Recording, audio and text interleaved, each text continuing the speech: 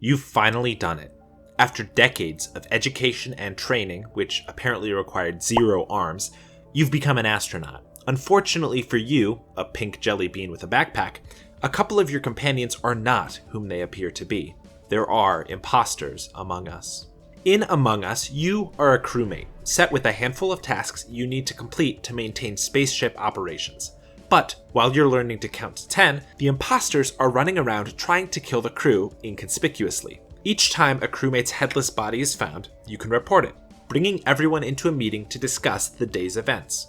This gives you the opportunity to weed out who is most likely the killer. During each meeting, make sure to learn where the body is located, who was near that person and location during that day, and who was unaccounted for. Focus your questions on players who have vague stories, conflict with other players, or whom you're generally suspicious of. At the end of each meeting, players vote to eject a player from the ship or vote to skip. The player with the most votes earns a trip out the airlock, while a tie or plurality of votes to skip will result in foregoing that execution. The imposters are largely outnumbered, but are given other advantages.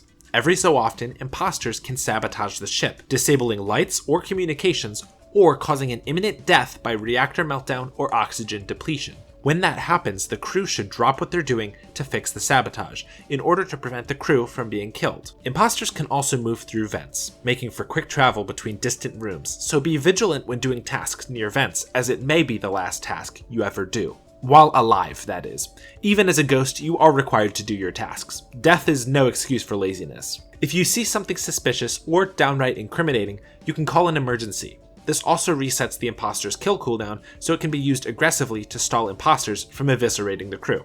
Emergency meetings cannot be called during sabotage, because only an idiot would stop to talk about a killer while everyone dies of asphyxiation. But that doesn't stop from reporting a dead body while under sabotage. The reactor and O2 fix themselves if you stumble upon a corpse. So that's helpful. The crew can win the game by either completing all of their tasks, or by identifying and ejecting all the imposters from the ship. The imposters win by a failed repair on the reactor meltdown or oxygen depletion, or by killing and or airlocking crew until there's an equal number of imposters and crew members. Other helpful tips. Each map has certain technologies to help you keep tabs on other players. Security cameras, sensor logs, admin table, and vitals all give helpful information that can tell you when someone dies, whether someone is using the vents, or just straight up who the killer is. Imposters have greater vision than crewmates and are unaffected by the light's emergency. This is an advantage of the imposters, as they can outmaneuver crew with their better vision. However, it's important to remember that as an imposter, you shouldn't reveal the fact that you can see better. If a crew member says they didn't see you, even if you saw them, you should likely agree with them, as you might have been out of crew vision and don't want people to suspect you have imposter vision. Finally, as the imposter, try to tell the truth as much as you can. Where you are, who you were with, etc. Just omit the part where you slaughtered Green in cold blood. If your entire day is a lie, it's easy for people to disprove where you were and who saw you. If your story is mostly true, it's harder for people to catch you in a lie. And that is how to play Among Us. Thank you very much for watching. If you enjoyed this video, be sure to like, subscribe, and always throw red out the airlock first.